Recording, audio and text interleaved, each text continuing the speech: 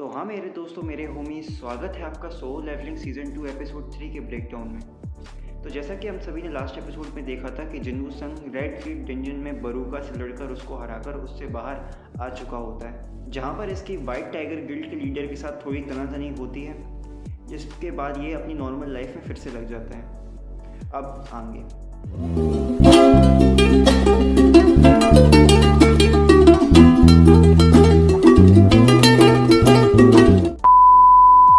Episode की शुरुआत में हम देखते हैं जिन्वू संग और यू जिनहू को, जो कि अपनी एक डंजन में ये रेड पर होते हैं, जहाँ पर यू जिनहू पहली बार जिन्वू की शैडो आर्मी को देखता है और उसको देखकर काफ़ी एक्साइट भी होता है। उसके बाद अगले सीन में हम देखते हैं इन दोनों को एक रेस्टोरेंट के अंदर, जहाँ यू जिनहू जिन्वू को बताता है कि उसकी फैमिली में उसके साथ अच्छा बिहेवियर नहीं होता है और उसका बड़ा भाई उसको रियल में अपना बिग ब्रदर नहीं मानता है, जिस पर जिन्वू संग उसको दिलासा देते हुए कहता है कि आज से तुम मेरे छोटे भाई हो। यहीं पर सीन शिफ्ट होता है अमेरिका की एक डंजन में। एक मैजिक बीस्ट को देखते हैं जो कि बात कर पा रहा होता है, जिससे वो काफ़ी ज़्यादा डर गए होते हैं। तभी हम देखते हैं इस मैजिक बीस्ट को, जो कि एक इंसान जो कि असल में एक इंसान होता है, जो कि उन सभी से कहता है कि वो ज़्यादा इंग्लिश नहीं, जो कि वो उन सभी से कहता है कि वो एक इंसान है और वो घर जाना चाहता है।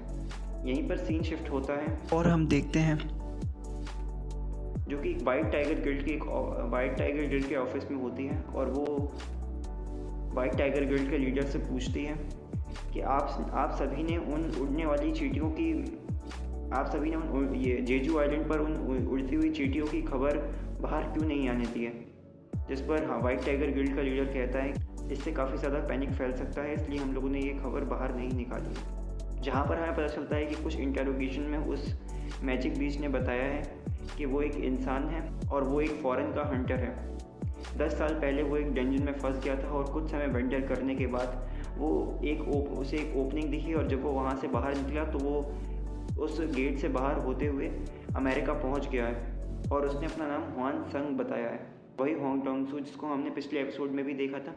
वहीं दूसरी तरफ हम देखते हैं कि जिन्वू जीना से कहता है कि वो एक लंबी ट्रिप पर जा रहा है और वो वहाँ से काफ़ी सारा खाना और कुछ सामान पैक करके वहाँ से निकल जाता है, लेकिन असलियत में वो डीमन कासल के अंदर जाता है, जहाँ वो एग्जाइलर ऑफ लाइफ के लिए गया हुआ होता है। यहाँ पर आकर उसे पता चलता है कि इस डीमन कासल के 100 फ्लोर्स हैं, जिसमें हर एक फ्लोर को पार करते करते उसका लेवल बढ़ता जाता है। फिर एक फ्लोर पर आकर वो एक डीमन से फाइट करता है, जिसको हराकर वो काफ़ी सारे इनाम लेकर वहाँ से निकल जाता है, और वो लगातार फाइट करता है काफ़ी समय तक और 75th फ्लोर तक पहुँच जाता है। लेकिन उसके बाद उसका खाना और पानी वहाँ ख़त्म हो जाता है, तो वो वहाँ से क्विट करने की ठान लेता है और क्विट कर बाहर आ जाता है।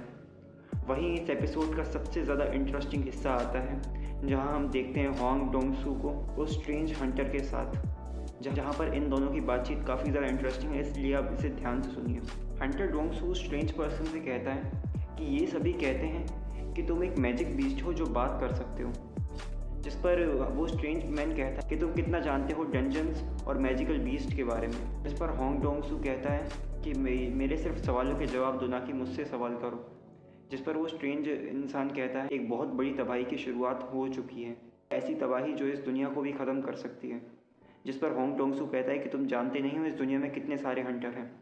जिस पर वो स्ट्रेंज इंसान कहता है फ़र्क नहीं पड़ता कि हम सभी की गिनती कितनी भी हो, वो कुछ नहीं है उनके सामने, और मेरा सपना है कि मैं उस तबाही को टालना चाहता हूँ। जिस पर हंटर होंग डोंग सू कहता है कि ऐसे बहुत ही कम मैजिकल बीस्ट देखे जाते हैं जो बात कर सकते हो और जिनका परिवार हो, जिसमें उनकी वाइफ और 2 बच्चे हों।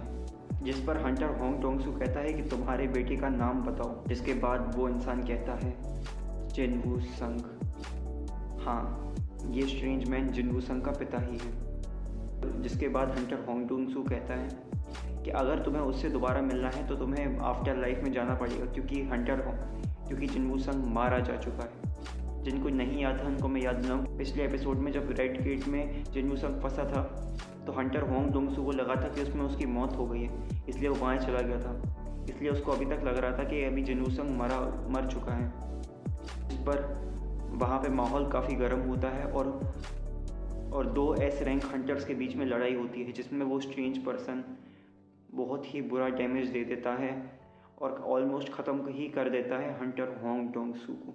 इस पावर लेवल के साथ उसने एंट्री ली है ये हमारे सोल लेवलिंग में, जो कि काफ़ी गोटेड है। इसी के साथ ये एपिसोड ख़त्म होता है और मैं काफ़ी ज़्यादा एक्साइटेड हूँ उसके अगले एपिसोड में। इस एपिसोड के एनिमेशन काफ़ी ज़्यादा अच्छे थे। जो एनिमेशन चल रहा था उसको कैरी आउट करने के ये जस्टिफाई करते हैं। ये एपिसोड काफ़ी ज़्यादा एक्शन पैक्ड था बाकी सभी एपिसोड्स की तरह, और ये मुझे काफ़ी ज़्यादा ये अच्छे संकेत दे रहा है इसके आने वाले सीजन्स के लिए। इसका अगला एपिसोड रिलीज़ होगा अगले सैटरडे, माफ़ करिए अगले संडे को, और जैसे ही इसका एपिसोड आएगा मेरा एक्सप्लेनेशन वीडियो भी इसके साथ में आ जाएगा। तो आप सभी बने रहिए मेरी वीडियो में। Until unless, keep watching. Thank you.